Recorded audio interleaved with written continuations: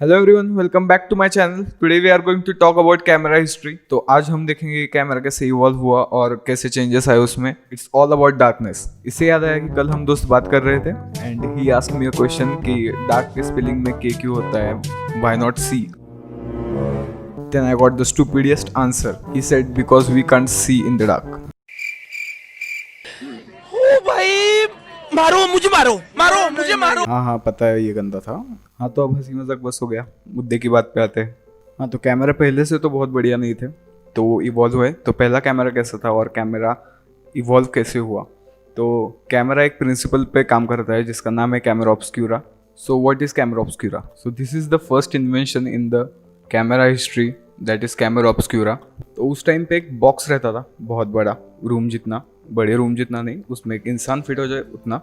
और उस रूम के एक साइड पे एक होल रहता था और दूसरे साइड पे एक वॉल या फिर पेपर या फिर क्लॉथ कुछ तो रहता था जिसपे क्लियर रिफ्लेक्शन आ जाए। सो बेसिकली उस होल से लाइट आके दूसरी तरफ एक इमेज फॉर्म हो जाती थी वो लाइट की वजह से। So if the hole is smaller the image is going to be sharp and clear but less exposure.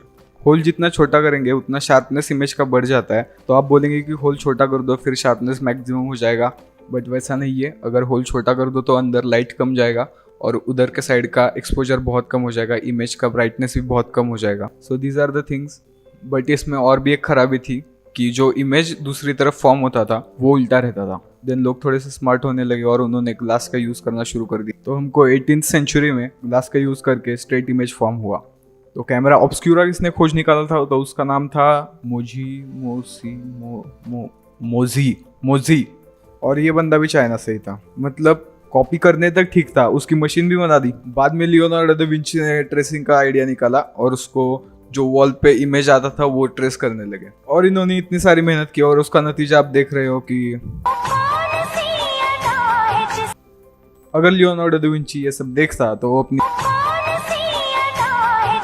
बाद में लियोनार्डो दा विंची का सिलसिला खत्म हुआ क्योंकि जोसेफ ने पिनहोल कैमरा का आविष्कार किया जिसमें फिल्म यूज की जाती थी। उसमें सिल्वर क्लोराइड यूज किया जाता था जिससे इमेज एक्सपोज हो जाता था। बट उसका एक ड्रॉबैक भी था, जैसे कि वो इमेज फेड हो जाता था जल्दी ही। और अगर इमेज जल्दी फेड हो रहा है तो ऑब्वियसली वो पेंटिंग करने का आइडिया ही अच्छा था, ट्रेस कर लेते और सालों सालों चल जाता था।